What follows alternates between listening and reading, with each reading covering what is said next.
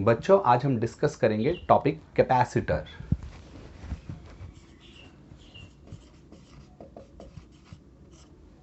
Capacitor, a capacitor is an arrangement of two conductors separated by an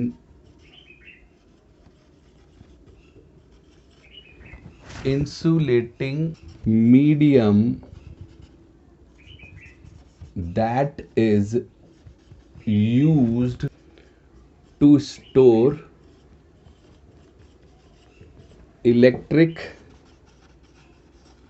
charge and electric energy. तो suppose करते हैं बच्चों, ये एक कंडक्टर है और हमने इसको सपोज पॉजिटिव चार्ज दिया Q। तो ये चार्ज इस कंडक्टर की आउटर सरफेस पे आ जाएगा। जैसा कि हम जानते ही हैं कि जैसे जैसे हम चार्ज किसी कंडक्टर को देते हैं तो उसका पोटेंशियल इंक्रीज होने लग जाता है। तो इसका पोटेंशियल इंक्रीज होने लग जाता है। अगर आप इस कैपेसिटर के साथ एक और another plate negatively charge, oppositely charge अगर हम -Q प्लेट रखें, तो इस तरह का जो अरेंजमेंट होता है, a capacitor is an arrangement of conductor separated by an insulating medium that is used to store electric charge and electric energy. तो इस तरह का ये two equal and opposite charges का system and separated by some insulating medium, इनके बीच में air या कोई भी इंसुलेटिंग मीडियम है, तो इस अरेंजमेंट को हम बोलते हैं कैपेसिटर। तो Q directly proportional to V, और इसको इक्वल टू करने के लिए यहाँ पर एक कांस्टेंट आता है C, एंड इस C को हम कहते हैं कैपेसिटेंस ऑफ कैपेसिटर। इस कैपेसिटर की प्रॉपर्टी है कैपेसिटेंस। तो कैपेसिटेंस हमें क्या बताता है? C is equals to Q by V। तो कैपेसिटेंस की जो डेफिनेशन है, charge stored per unit potential difference. तो यहां पर जो चार्ज स्टोर होगा per unit potential difference of these two plates, उसका नाम होगा कैपेसिटेंस। ये हमें ये बताता है कि कितना चार्ज हम स्टोर करते हैं तो कितनी वोल्टेज इंक्रीज होती है पर यूनिट वोल्टेज। ये C यहां पर कांस्टेंट होता है इक्वल टू के लिए। ये Q और V पे डिपेंड नहीं करता है। इस फॉर्मूले में देखने पे लग रहा है कि डिपेंड करता है। अगर हम चार्ज को डबल कर देंगे, अगर हम 2Q कर देते हैं सपोज, तो पोटेंशियल भी 2V हो जाता है and 2 and 2 cancel out, C remain same. तो C चार्ज एंड पोटेंशियल पे डिपेंड नहीं करता है। तो ये डिपेंड करता है shape and size and medium between the plates of a capacitor. तो C जो है वो Q और V पे डिपेंड नहीं करता, इस पर डिपेंड करता है। अब C की यूनिट SI यूनिट, तो C is equals to, charge की यूनिट होती है कूलम और C की यूनिट होती है वोल्ट। तो ये हो जाता है coulomb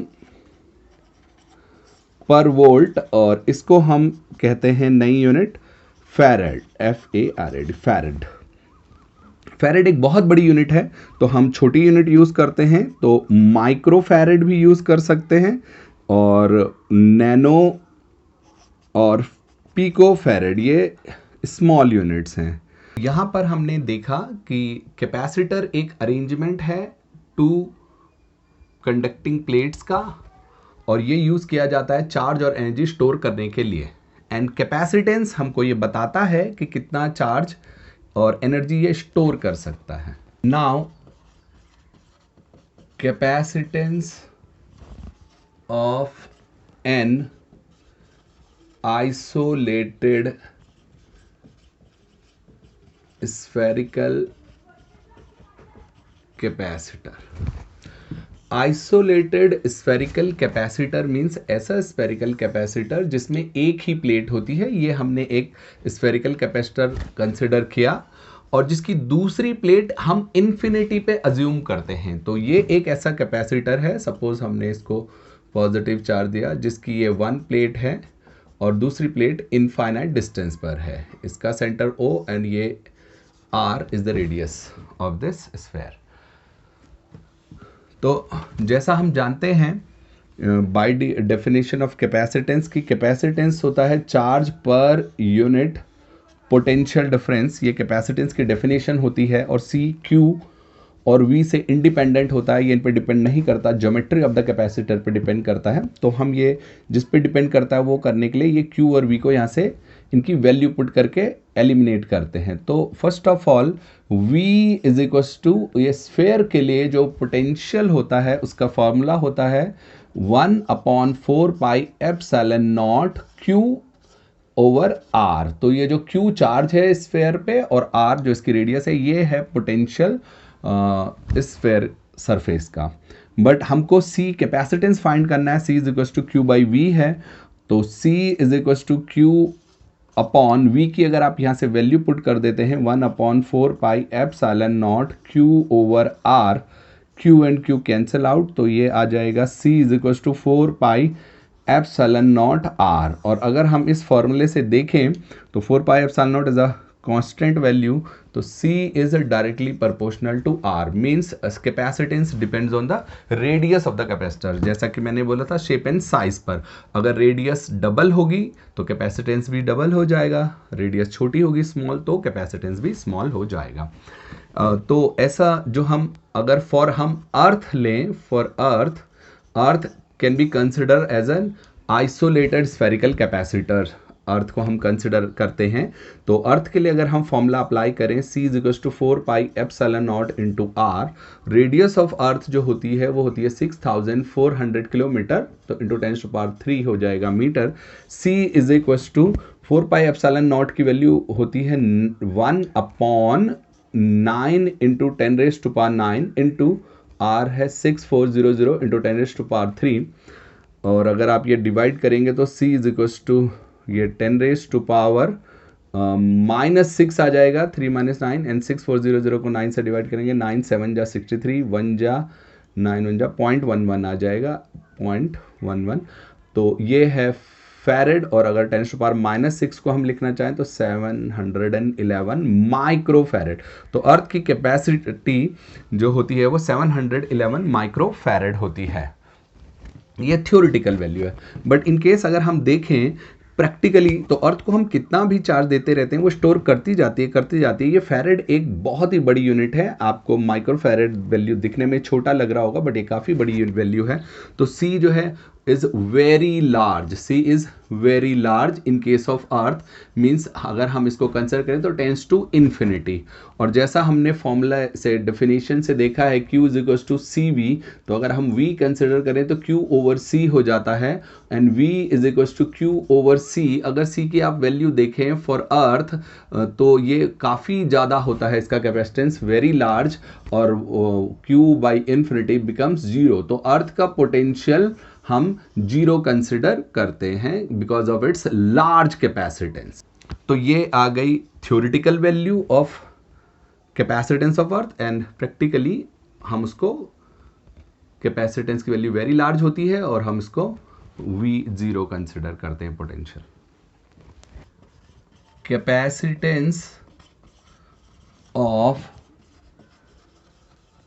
parallel plate air capacitor. तो हमने यहां पर ये 2 प्लेट्स कंसिडर करी, दीज आर पैरेलल प्लेट्स।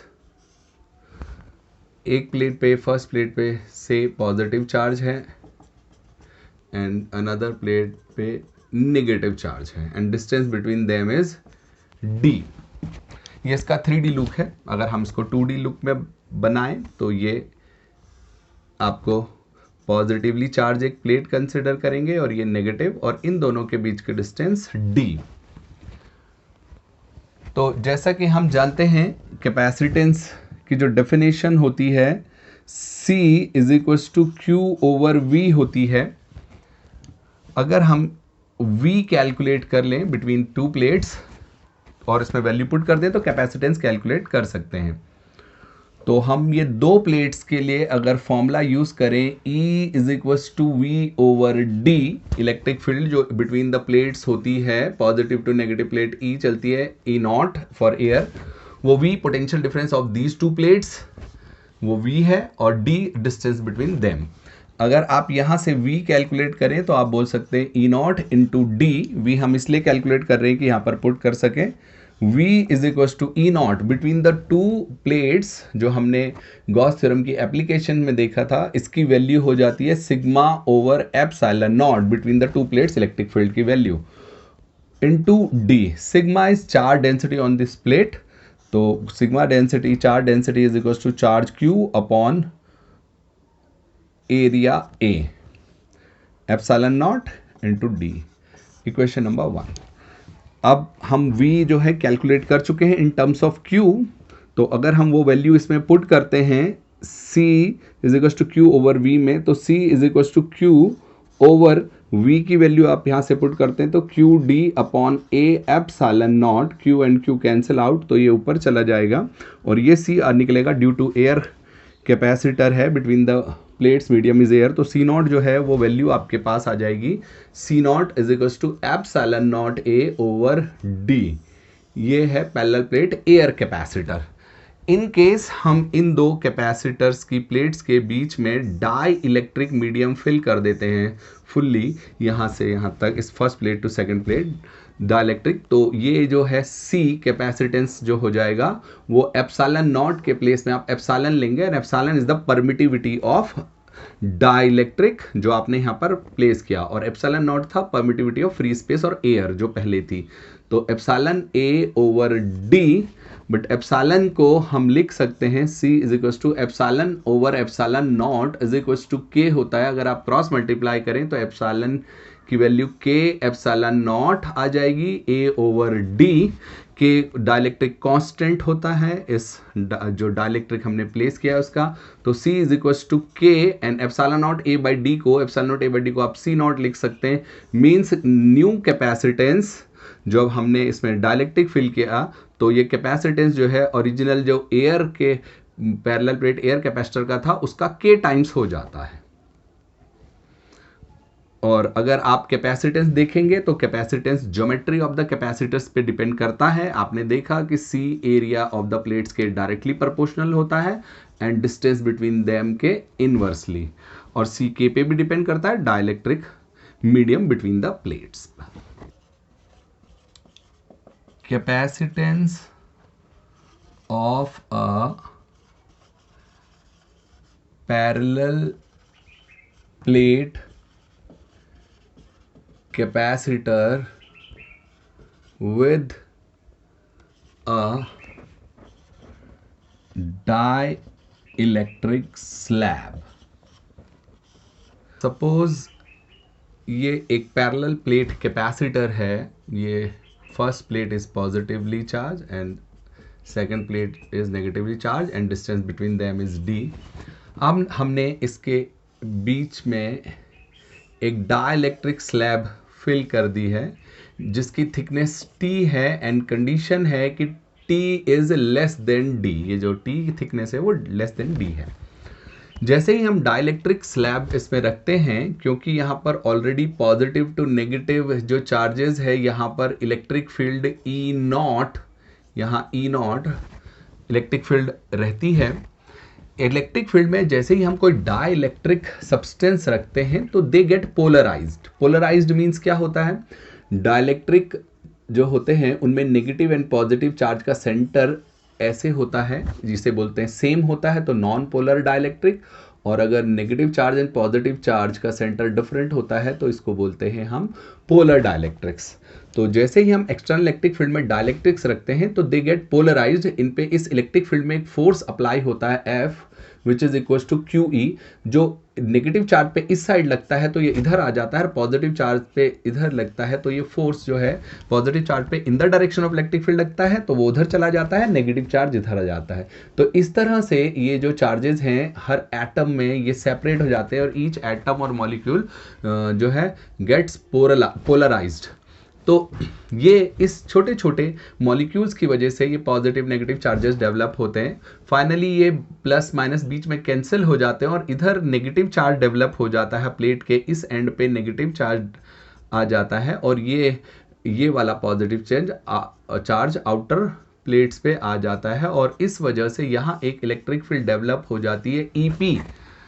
और ऑलरेडी बाहर से जो इलेक्ट्रिक फील्ड है वो ई नॉट है, but E not greater than E P होती है तो नेट इलेक्ट्रिक फील्ड ई जो हो जाती है E not minus E P इसमें डेवलप हो जाती है और इसी को हम ई नॉट ओवर के भी कहते हैं, ये ई जो इसमें डेवलप हो जाती है। अब हमको पोटेंशियल डिफरेंस यहाँ पर निकालना है। तो जैसा हम जानते हैं कि E is equal to V over D होता है, तो V is equal to E into D से आप अगर यहाँ निकालेंगे तो जो यहाँ पर टोटल पोटेंशियल डिफरेंस V आ जाएगा, एक यहाँ का कैलकुलेट करेंगे ये इनसाइड द डायलेक्ट्रिक और दूसरा ये यहाँ एयर जहाँ प्लेस्ड है। तो यहाँ अगर आप देखेंगे इस प्लेस में जो इलेक्ट्रिक फील्ड है E नॉट, ये एयर वैक्यूम वाले एयर वाले पोर्शन में E नॉट, और ये जो ये डिस्टेंस है ये d डिस्टेंस में से ये इसकी थिकनेस t माइनस करके आएगी d माइनस टी, ये है इलेक्ट्रिक फील्ड यहाँ, प्लस जो इसके बीच में है वो इलेक्ट्रिक फील्ड E है which is E not by के इंटू टी, इसकी थिकनेस यहाँ से यहाँ तक डिस्टेंस t आ गई। तो v is equal to E naught bracket d minus T plus E की वैल्यू अगर हम यहाँ से पुट कर दें E naught over K into D, E naught जो है मेक इट कॉमन तो E नॉट आ जाएगा d minus T plus T over K, और E नॉट जो दो प्लेट्स के बीच में जब एयर होता है तो जो इलेक्ट्रिक फील्ड होती है जैसा हमने लास्ट डेरिवेशन में देखा, इसकी वैल्यू दो प्लेट्स के लिए सिग्मा अपॉन एप्सिलॉन नॉट होती है d minus T plus T upon K, and sigma जो charge density on the plates of the capacitor होती है ये charge cube over area A होती है, epsilon naught as it is रहेगा d minus T plus T by K. ये हमने potential difference find कर लिया। Now by the definition of capacitance C is equal to Q over V होता है, तो अगर हम इसकी वैल्यू पुट कर दें तो C is equal to Q over V की वैल्यू आप यहाँ से अगर पुट कर दें Q upon A epsilon naught D minus T plus T upon K, ये Q and Q cancel out हो गए तो C का जो वैल्यू आ गई वो आ गई epsilon naught A over D minus T plus T upon के, और आप इसको ऐसे लिख सकते हैं कि C is equal to epsilon naught A upon D minus, ये T कॉमन ले लेते हैं इन दो में तो हो आएगा 1 माइनस 1 ओवर के। तो अगर आप ये वैल्यू देखें C जो डाइलेक्ट्रिक स्लैब रखने पे आई वो वैल्यू, और विदाउट डाइलेक्ट्रिक स्लैब जो C नॉट वैल्यू होती है वो होती है epsilon naught A over D जो हमने लास्ट डेरिवेशन में की थी। तो अगर इसका डिनोमिनेटर आप देखें ये D है और ये D minus 1 T bracket 1 minus 1 by के है, तो ये डिनोमिनेटर इससे लेस है, मीन्स ये वाली वैल्यू जो है वो ग्रेटर है, तो C is greater then C not, means अगर आप इंट्रोड्यूस करते हैं dielectric slab between the plates of a capacitor तो जो कैपेसिटेंस होता है वो इंक्रीज हो जाता है। Now capacitance of a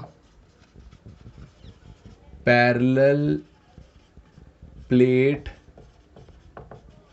capacitor with a conducting slab। तो सपोज ये एक पैरेलल प्लेट कैपेसिटर की दो प्लेट्स हैं, ये पॉजिटिवली चार्ज प्लेट है फर्स्ट और second is negatively charge plate, distance between them is small d। अब यहाँ इलेक्ट्रिक फील्ड ऑलरेडी एग्जिस्ट कर रही है पॉजिटिव टू नेगेटिव चार्जेस, अगर हम इसमें एक कंडक्टिंग स्लैब प्लेस्ड कर देते हैं of thickness small t and condition is t is less than d, ये थिकनेस इसकी t की d से लेस है, तो जैसे ही हम कंडक्टर्स रखेंगे, क्योंकि conductors they have free electrons, तो इलेक्ट्रिक फील्ड जो ऑलरेडी यहाँ पर है E naught electric field positive to negative charges है, ये फ्री इलेक्ट्रॉन्स पे एक फोर्स लगाएगी F is equal to Q E, और वो इस तरफ को लगाएगी तो इलेक्ट्रॉन्स यहाँ से यहाँ शिफ्ट होते जाएंगे। तो यहाँ पॉजिटिव चार्ज, यहाँ पर नेगेटिव चार्ज, यहाँ पर पॉजिटिव चार्ज इलेक्ट्रॉन के जाने से और यहाँ इलेक्ट्रॉन के आने से नेगेटिव चार्ज आ जाएगा, और इस तरह से ये चार्जेस डेवलप होते रहेंगे, होते जाएंगे, और एक इलेक्ट्रिक फील्ड यहाँ आ जाएगी E, और ये तब तक इंक्रीज होती जाएगी, फोर्स इलेक्ट्रॉन पे लगता जाएगा जब तक कि ये E इंक्रीज हो करके E नॉट के इक्वल नहीं हो जाती। जैसे ही ये E नॉट के इक्वल हो जाएगी और ये भी E नॉट है जो एक्सटर्नल इलेक्ट्रिक फील्ड है, ये जीरो हो जाएगी, net electric field E inside a conductor ये बिकम्स जीरो, ये जीरो हो जाती है, और अब फर्दर अब इलेक्ट्रॉन्स पे फोर्स लगना बंद हो जाता है क्योंकि E नेट जीरो हो गया। तो अब इलेक्ट्रॉन्स यहाँ से यहाँ नहीं आते और ये दोनों इक्वल हो जाते हैं और net electric field inside the conductor zero हो जाती है। तो अगर हम इसमें E is equal to V by D, जो इलेक्ट्रिक फील्ड होती है वो पोटेंशियल ग्रेडियंट के इक्वल होती है, तो अगर आप यहाँ से V is equal to E into D करें, तो अगर आप यहाँ डिस्टेंस यूज करेंगे V इज इक्वल टू ये और ये डिस्टेंस में E नॉट इलेक्ट्रिक फील्ड है, तो E नॉट इंटू जो डिस्टेंस है D माइनस टी, ये पूरी D माइनस टी, यहाँ E नॉट है, प्लस यहाँ से यहाँ तक इलेक्ट्रिक फील्ड E जीरो है इंटू टी, ये इतनी डिस्टेंस में तो जीरो हो जाएगा। तो V की वैल्यू हमारे पास आ जाएगी E not D minus T, and E naught जो इलेक्ट्रिक फील्ड है between the plates, to plates के बीच में, गॉस थ्योरम की एप्लीकेशन के अकॉर्डिंग ये होती है sigma upon epsilon naught D minus T. Sigma is charge density on the plate of capacitor, और ये हो जाता है charge upon area of the plate of capacitor, epsilon naught D minus T, और ये वैल्यू V आ गई। अब by the definition of capacitance C is equal to Q over V, अगर आप ये वैल्यू Q ऐसे ही रहने देते हैं और V की वैल्यू यहाँ से पुट करते हैं, Q over A epsilon naught D minus T, Q and Q they get cancelled out, तो C is equal to epsilon naught A over D minus T। तो ये है capacitance with a conducting slab. लेकिन अगर without conducting slab, जब air था between the plates of the capacitor, तो SC naught वो हमने प्रूव किया था, epsilon naught A over D ये था, और अभी D माइनस टी हो गया, डिनोमिनेटर डिक्रीज हो गया, तो ये C इंक्रीज हो जाएगा, मीन्स C जो है वो ग्रेटर देन C नॉट है, यानी after introducing conducting plate capacitance increases. Now graph Q versus V, तो as we know Q directly proportional to V होता है, तो ग्राफ डायरेक्टली प्रोपोर्शनल का ग्राफ ऐसे आता है। अगर आप इसको इक्वेट कर दें तो कांस्टेंट C आता है, and C is equal to Q over V। अगर हम इस ग्राफ का स्लोप कैलकुलेट करें, परपेंडिकुलर ड्रॉप करते हैं point A to B and A to C, तो इस ग्राफ का अगर slope which is equal to tan theta हम कैलकुलेट करें, तो slope of this graph is equal to tan theta, and slope is equal to tan theta in this triangle ABO में, tan theta is equal to perpendicular AB upon base OB, AB is equal to OC and OB same as it is. OC denotes charge, Q over OB denotes potential difference V, and Q upon V is equals to C, capacitance of the capacitor C. तो graph of Q versus V का जो slope होता है वो capacitance represent करता है किसी भी केस में। अगर हम ये एक केस लें, ये सपोज ये एक कैपेसिटर C1 है और ये कैपेसिटर C2 है, ये Q वर्सेस V ग्राफ है। क्वेश्चन है वी हैव टू फाइंड कि विच इज ग्रेटर C1 और C2। तो लेट से ये एंगल θ1 है एंड ये एंगल θ2 है, विच C2 makes with the x-axis. Since θ1 is greater than θ2, ये θ2 से बड़ा है, taking tan on both side, tan θ1 is greater than tan theta 2। tan theta हमने क्यों लिया, क्योंकि tan थीटा रिप्रेजेंट करता है स्लोप को, एंड स्लोप ऑफ जो QV ग्राफ होता है वो कैपेसिटेंस बताता है। तो tan थीटा 1 जो यहाँ पर रिप्रेजेंट करेगा वो इस ग्राफ का कैपेसिटेंस रिप्रेजेंट करेगा C1 को, और tan थीटा 2 C2 को। तो C1 आप देख सकते हैं कि इज ग्रेटर देन C2। तो इस तरह से हम बता सकते हैं कि कौन सा कैपेसिटेंस बड़ा है, कौन सा छोटा, यूजिंग ग्राफ।